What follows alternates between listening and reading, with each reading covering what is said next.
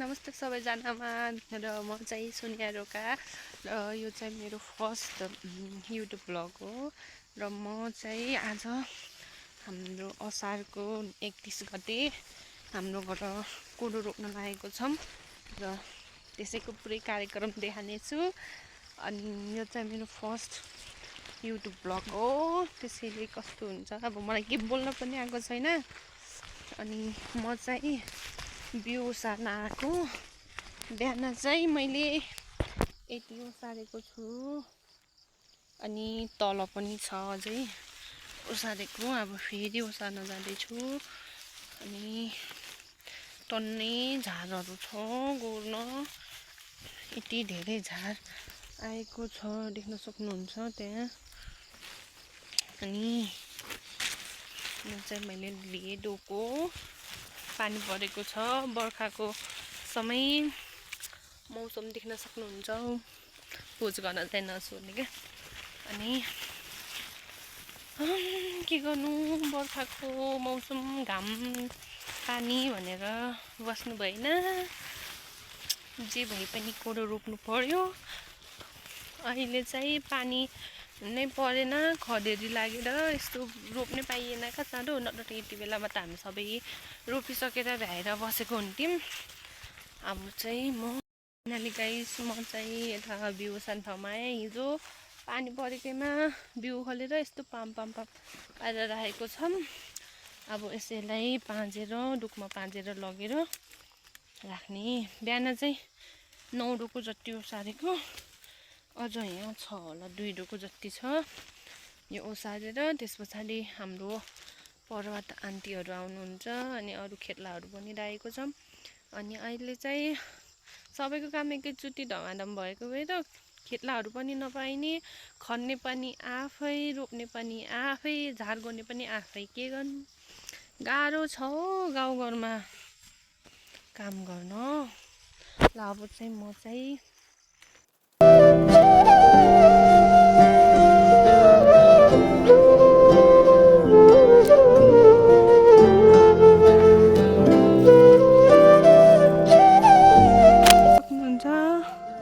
मौसम यहाँको अहिले यस्तो छ। बर्खामा पानी रोप्नु पर्दा यस्तो हुन्छ। म चाहिँ एकदम बोलेको के बोल्छु, बोल्न आउँदैन भन्छ तर के बोल्छु।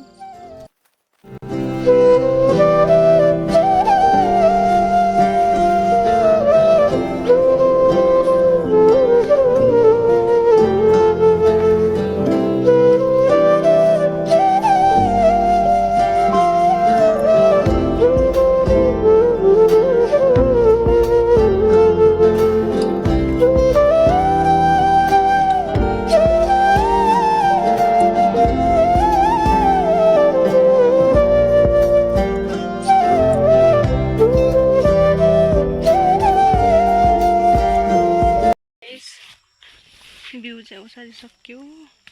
3 डोको रहेछ बाँकी। बिहान 9 डोको भयो 3 डोको। यहाँ पनि थुपारेको थियो उठापछि चिप्लो भएर जप्पले हातमा। खन्ने दाइहरू आउनु भएको छ। बिहान गोरुको छ थोरै, मम्मीले खाना बनाउने, दिदी र भाउजूले घाँस काट्ने गर्ने, मैले बिउ ओसार्ने गरेको। बाटो यस्तो छ।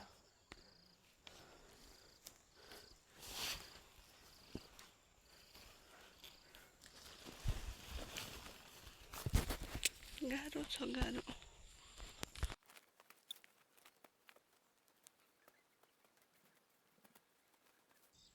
सक्यो।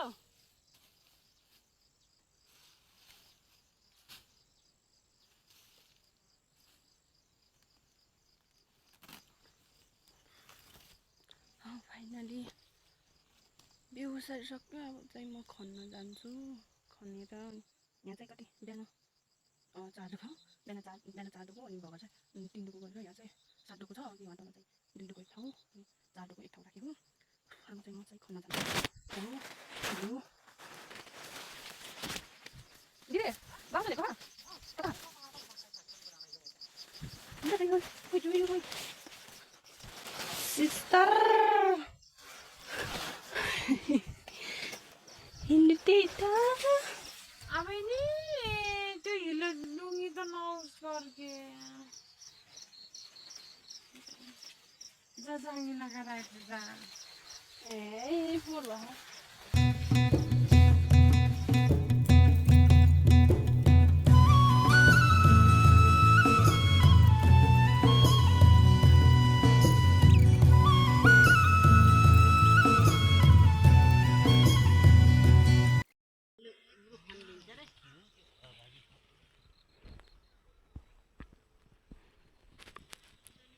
म चाहिँ झार गोड्दै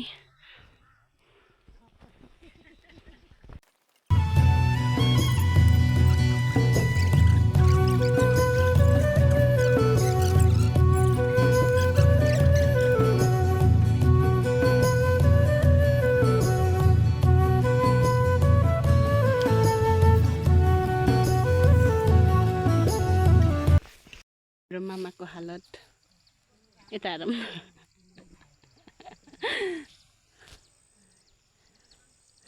फेरि यो पत्ता खनेर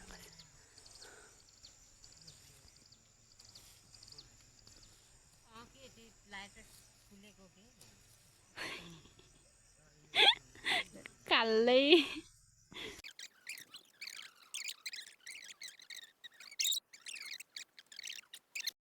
दिको खनाएपछि फेरि खाजा खान आयौँ घरमा हाम्रो घर पुरै थकाइ लागेको छ अघि बिहान त्यस्तो पानी आएको हेरेर भर्खर घाम लागेर दिन कस्तो छ हाम्रो दिदी त्यहाँ हेलेले कहाँ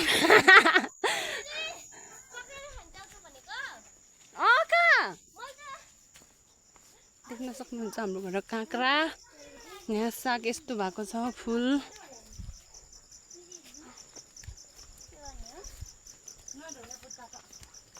हात धुन्छु अब हात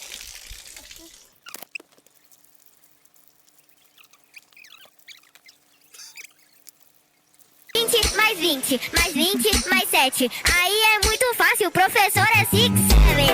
20 mais 20, mais 20, mais 7. Aí é muito fácil.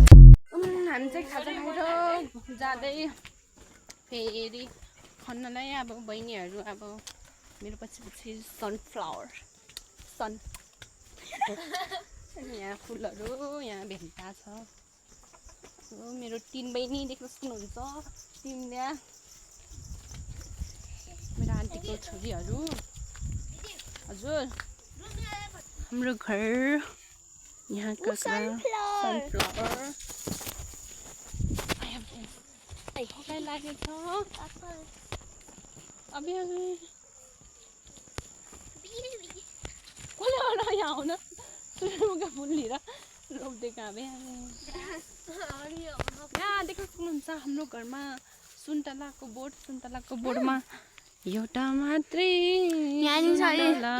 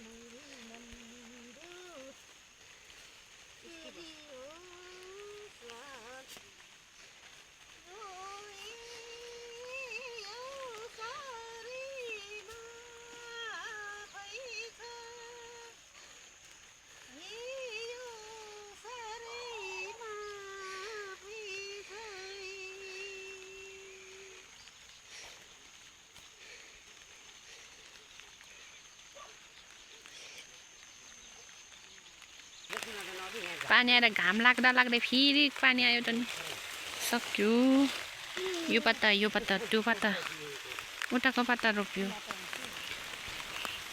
अब घर जाने बेला भयो यो चाहिँ बिउ पुग्दैन भनेर फेरि खोल्नु गएको दिन मेरो हालत